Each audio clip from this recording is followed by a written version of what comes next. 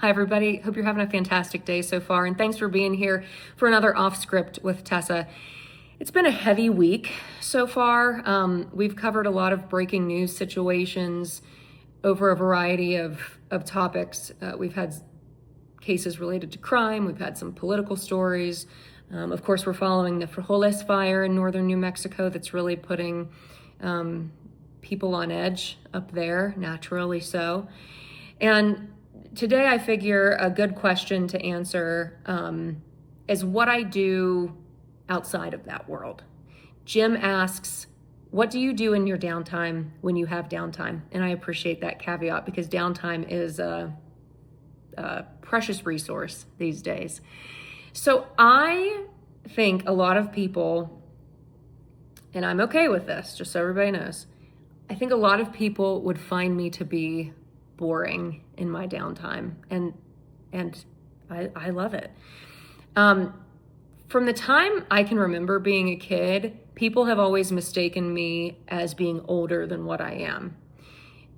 Even like when I first started at KOB, some of my coworkers, I started at KOB when I was 27, and when my coworkers would find that out, they would say, I don't mean this in the wrong way.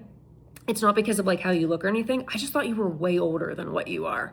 I think I'm just an old soul. And I've noticed my son, we're already having similar situations with him where people are like, oh, he just seems so much older than what he is. And so I really enjoy low-key, low-maintenance aspects in every part of life that I can get.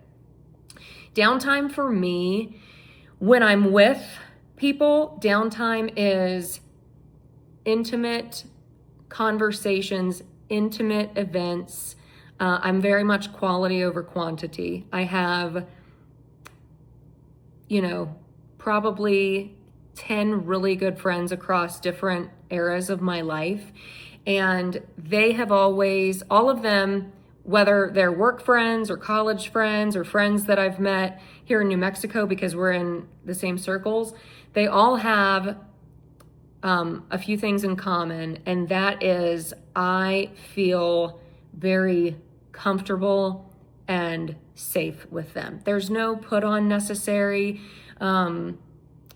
We can get together in sweats and no makeup and just kind of lounge on each other's couches in each other's homes as if we live there and just talk about, have vent sessions and laugh and sometimes cry together. And that is a downtime aspect that I appreciate, just allowing me to be me if I'm with my friends. With my family, downtime can be having movie nights, sometimes, game nights. Although lately we haven't really had a lot of game nights because my kids swear that my husband is cheating at Uno. He's not. He's just one of those people. He's going to give me so much crap for saying this because his friends are going to get on him. He's just one of those people, like he's good at mostly everything he does except bowling and mini golf and dancing. Horrible. But yeah, he beats our butts in Uno. And so the kids have wanted to steer away from that lately.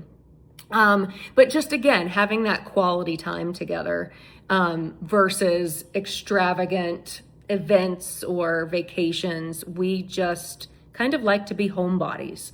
And it's nice because when we incorporate downtime with our friends, their kids are our kids' friends. And even my friends who don't have kids, my kids see them as like their adopted aunts and uncles. And so that warm, again, intimate kind of just being around the people that you love and care about in life is what I tend to gravitate toward if I'm having downtime with people.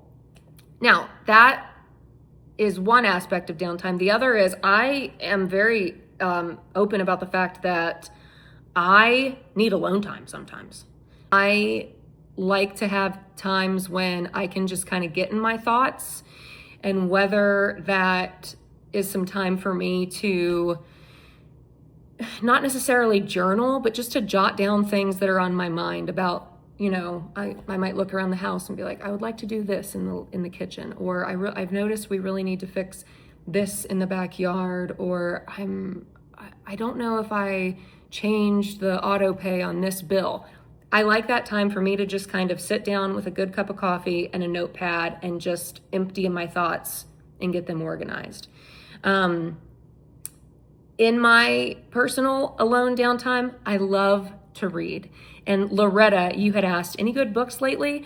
I love mysteries, thrillers. I love real life mysteries. I'm not a big person into like fantasy and sci-fi stuff like that. I can't get into it. There has to be some anchor of reality in fiction for me.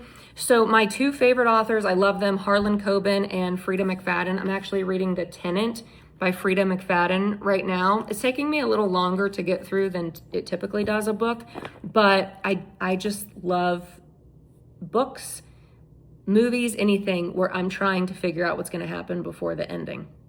I also, in my downtime, love those stupid phone and iPad games, like Bubble Burst or whatever. I have way too many downloaded on my phone, but it's another outlet for me, just like reading, where I can kind of shut off the parts of my brain that I use every day and just recharge and reset. And sometimes I just like, if my husband and the kids have things going on and I have some alone time, I'll just get in the car, go get a really fancy latte, and just kind of drive around and put on one of my favorite playlists and maybe stop at a couple of my favorite stores and just peruse the aisles. Like I love just going to Home Goods and like fantasy shopping. I'm like, oh, if I had an unlimited amount of money to just do whatever I want to do, my house would look like it came out of, Pottery Barn magazine or whatever you want to put. So yeah, I'm a pretty boring person. But like I said, I'm okay with that. I am who I am, and it hasn't steered me wrong yet, I guess.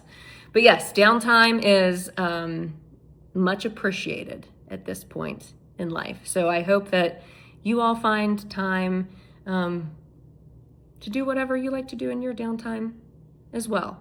And I promise I won't judge you for being always on the go if you don't judge me for being a 95-year-old trapped in a 40-year-old's body.